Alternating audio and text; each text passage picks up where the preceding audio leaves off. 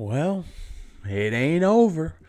Client still sweating because it looks like the Visa case is not going to be let go by the Heritage Foundation. And this is good. This is what people need. The client needs to understand that this man can't get away just because he's the king's son. Okay. And when it comes to someone like Niall Gardner that really won't let this go, this is the Heritage Foundation. This is Niall Gardner. He's one of the heads of that foundation. This is really good for people because it's going to expose this client one way or another. We already saw the redacted forms. Okay. And that proved to you and I, to everybody, it proved that he was getting preferential treatment because we didn't need a whole redacted form. All we needed was to find out one part of the immigration form, one simple part, and they couldn't show us that. So what does that mean? He lied. I mean, for me, when that happened, when we saw those redacted forms, that's what that proved for me. Harry lied. The government covered up for him. The Biden administration helped him, and we're all seeing it. So I'm glad. And you know what I hope? I hope that the Heritage Foundation and Niall Gardner, I hope they take it all the way to the Supreme Court. I really do. So Niall Gardner says, quote, "The fight continues to release the client's immigration records to the American people. The legal case continues on that front. There will be further developments in the next few weeks." Oh, this is so sweet. I can just taste it. Oh, it's so good. I love it. I love it. I love it so much.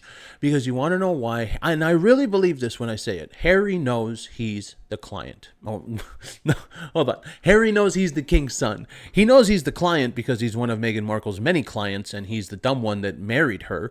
But Harry knows who he is. That's what I meant to say. Okay, he knows he's the prince. He knows he's the king's son. He knows he lied on his immigration forms, and it's very obvious that all of this happened.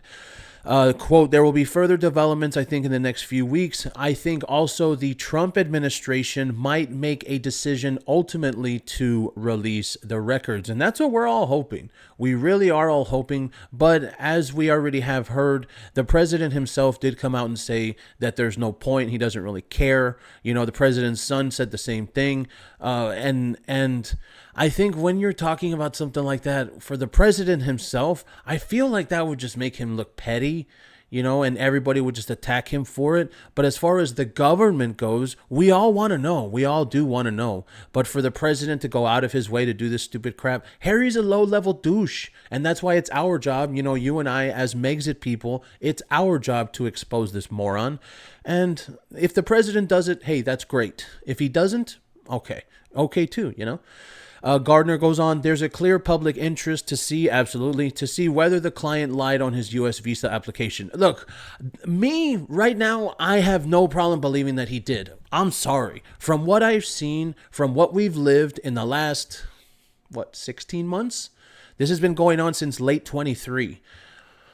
I would say in the last 16 months, you're not going to tell me this man hasn't received preferential treatment. You're not. I just can't. That he lied on his U.S. visa application. I think that there are many people, not only in the Megxit game, that we believe that he did. Gardner ends off, "And the Trump administration is committed to the full enforcement of U.S. law."